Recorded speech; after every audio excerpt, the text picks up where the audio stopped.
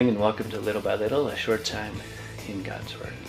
Still in Mark chapter 1, we turn to verse 29.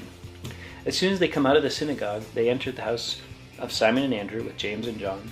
But Simon's wife's mother lay sick with a fever, and they told him about her at once. So he came and took her by the hand and lifted her up. Immediately the fever left her, and she served them. At evening, when the sun had set, they brought to him all who were sick and those who were demon-possessed. And the whole city was gathered together at the door, and he healed many who were sick with various diseases and cast out many demons. He did not allow the demons to speak, because they knew him. Just a couple quick things about this. We kind of talked about some of the spiritual things yesterday, but here there's just some kind of compassion and care that we see in Jesus, right? He's over at Simon and Andrew's house with James and John, the first followers, and Simon's wife's mother, that'd be his mother-in-law, was sick. She had a fever. And, in those days, there wasn't a pharmacy you go to. There wasn't a pill to pop. It's likely that things would turn out bad. And so Jesus heals her. And her response is instructive for us. And she served them. No one told her to do that. No one made her do that. And I think what's great is when Jesus has touched you, whether it was a physical ailment or just the spiritual, that you've been set free from sin. You're on your way to hell. You were dying and an enemy of God, and Jesus saves.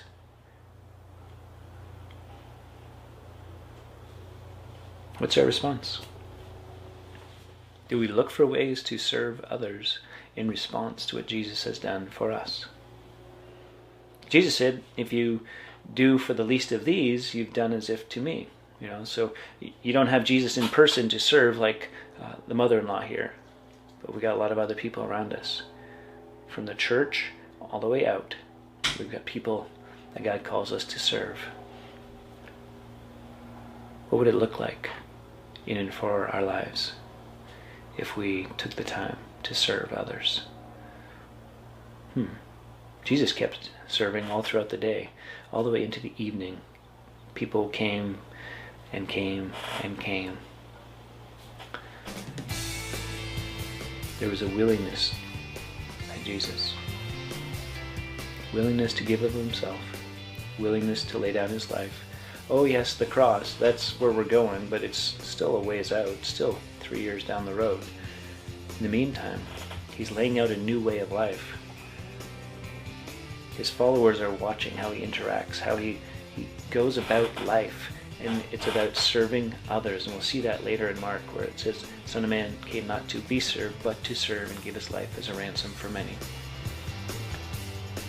How's the serving going? Who are you serving? Are you doing with a heart of gratitude and thanksgiving, or of grumbleness and irritableness? Till next time on Little by Little.